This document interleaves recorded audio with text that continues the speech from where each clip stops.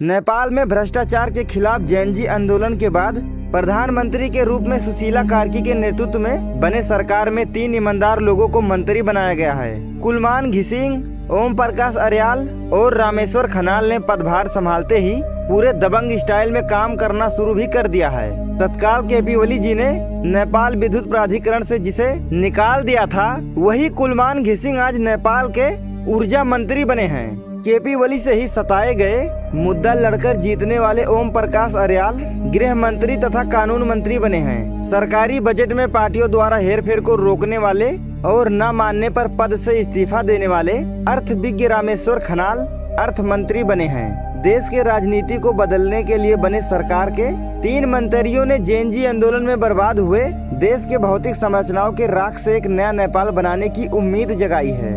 अब कौन से मंत्री ने पहले दिन क्या क्या काम किया और उनके आगे क्या क्या चुनौतियां आने वाली है, आइए इसके बारे में थोड़ा गहराई से जानते हैं। अगर आपको भी एक नया नेपाल, आत्मनिर्भर नेपाल देखने की प्रतीक्षा है तो इस वीडियो को जरूर देखना। नंबर 1, कुलमान घिसिंग। नेपाल से लोड शेडिंग को खत्म करके रोशनी की ओर ले जाने वाले कुलमान घिसिंग आज ऊर्जा, जल स्रोत तथा सिंचाई मंत्री, भौतिक पूर्वाधार तथा यातायात व्यवस्थापन और शहरी विकास मंत्री बने हैं, अर्थात 3 मंत्रालय की जिम्मेवारी संभाल रहे हैं। दूसरे कार्यकाल में नेपाल विद्युत प्राधिकरण संभालते हुए नेपाली कांग्रेस और नेकपा एमाले के सरकार ने उनके काम को 0 रेटिंग देते हुए बेइज्जती के साथ उन्हें निकाल दिया था।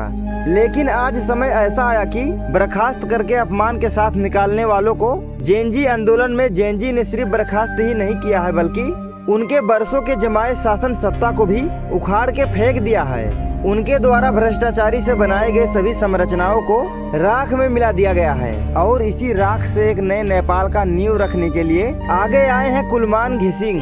शपथ ग्रहण करते ही पहले आंदोलन में घायल हुए लोगों को, मृतक के परिवारों को और जले हुए संरचनाओं को देखने पहुंचे कुलमान। उसके साथ ही उन्होंने नेपाल के भविष्य को एक नया मोड़ देने का काम भी किया है।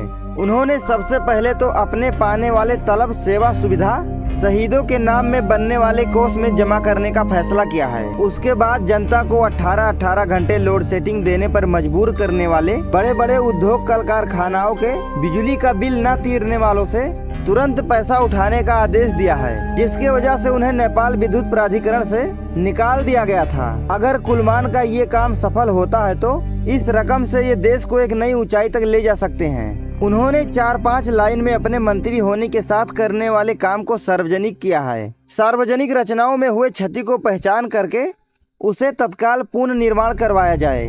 मंत्रालय और इनके अंदर होने वाले भ्रष्टाचारों को तुरंत नियंत्रण में लिया जाए। उपयुक्त व्यक्ति को उपयुक्त काम पर लगाना।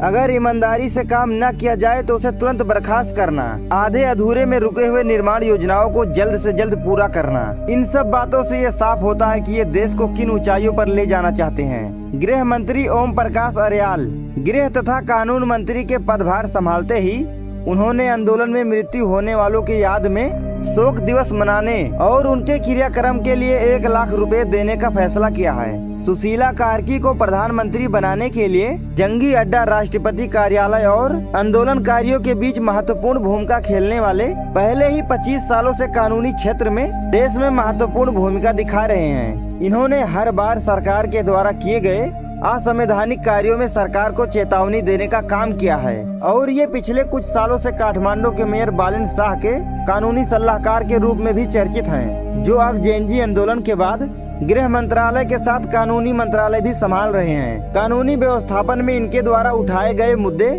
हमेशा से देश के लिए हित में रहा है। रामेश्वर खनाल के लिए ये क्षेत्र कोई नया नहीं है। उन्होंने पहले ही इस कार्य क्षेत्र में बहुत काम किया है, लेकिन कुछ पार्टियों के दबाव में उन्हें ये पद छोड़ना पड़ा था। लेकिन अब की बार एक नए जोश जांगर के साथ अपने पद को संभाल रहे हैं और इस पद को संभालते हुए खुद का तलब, गाड़ी सुविधा नहीं लेने का फैसला भी किया है। और नेपाल के सभी कर्मचारियों को उन्होंने अपने पुराने समय में क्या किया है और कैसे किया है सब भुलाकर एक नए नेपाल को बनाने के लिए पूरे ईमानदारी के साथ अपना योगदान देने के लिए आग्रह किया है और इस सरकार में अर्थ मंत्रालय के द्वारा कोई भी गाड़ी नहीं खरीदने का और छोटे छोटे योजनाओं को तुरंत बंद करने का फैसला किया है, जिससे नेपाल सरकार का 1 खरब से अधिक रुपया बचता है। और इसी के साथ तीनों मंत्री और प्रधानमंत्री के बीच एक बैठक भी किया गया है, जिसमें ये सब फैसले लिए गए हैं। अब देखना ये है कि ये नेपाल को कहां और किस दिशा में ले जाते हैं।